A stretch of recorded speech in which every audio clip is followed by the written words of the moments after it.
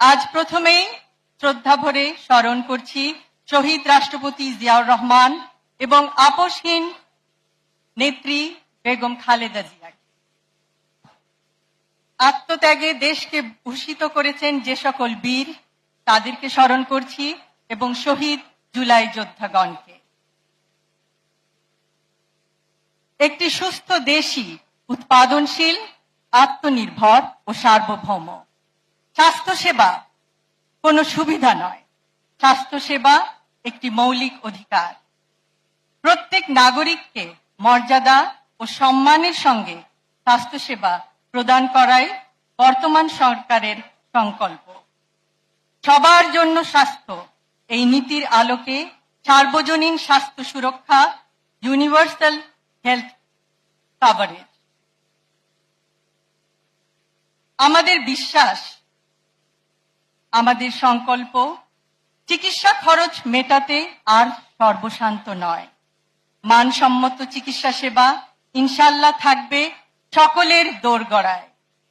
প্রতিটি মানুষ চিকিৎসা পাবে তার প্রয়োজন অনুযায়ী, সামর্থ্য অনুযায়ী নয়।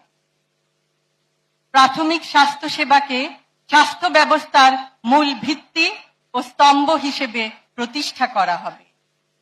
উপজেলা স্বাস্থ্য কমপ্লেক্সগুলোতে 24 ঘন্টা অ্যাম্বুলেন্স সেবা এবং এদেরকে মা, নবজাতক ও শিশুদের স্বাস্থ্য সেবার মূল কেন্দ্র হিসাবে গড়ে তোলা হবে।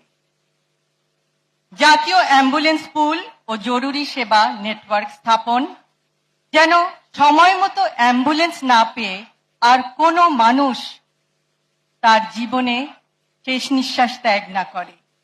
24 ঘন্টা রোগী পরিবহন ও জরুরি সহায়তা পাওয়া যাবে।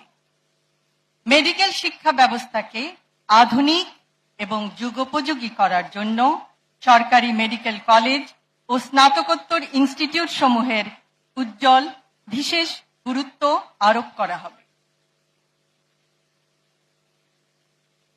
প্রতিটি স্বাস্থ্যকর্মীর জন্য থাকবে সুসংগঠিত কর্মজীবন পরিকল্পনা। Nurse, midwife, paramedic, medical technologist, community health worker প্রত্যেকের আলাদা কেরিয়ার কাঠামো এবং পদোন্নতি ও পদায়ন হবে যোগ্যতা ও কর্মদক্ষতার ভিত্তিতে। স্বাস্থ্যসেবা প্রদানকারীর নিরাপত্তা নিশ্চিত করা হবে। চিকিৎসা বর্জ্যের নিরাপদ ব্যবস্থাপনার ব্যাপারে সচেতনতা সৃষ্টি, উৎসে পৃথকীকরণ, নিরাপদ পরিবহন এবং আধুনিক প্রযুক্তি ব্যবহারে অগ্রাধিকার দেয়া হবে। পরিকল্পনাগুলি বাস্তবায়নের জন্য সকলের আন্তরিকতা, নিষ্ঠা, সহযোগিতা অতীব প্রয়োজন। আমরা যারা বিশেষায়িত মেডিকেল শিক্ষায় শিক্ষিত, সংকল্পবদ্ধ হয়ে নিশ্চয়ই আপামর জনগণকে পূর্ণাঙ্গ স্বাস্থ্যসেবা কিছুটা হলেও নিশ্চিত করতে পারব। সম্পূর্ণ সফল না হলেও চেষ্টার ঘাটতি যেন না থাকে, যেন পিছিয়ে না যায়। করব কাজ, গড়ব দেশ, সবার আগে বাংলাদেশ।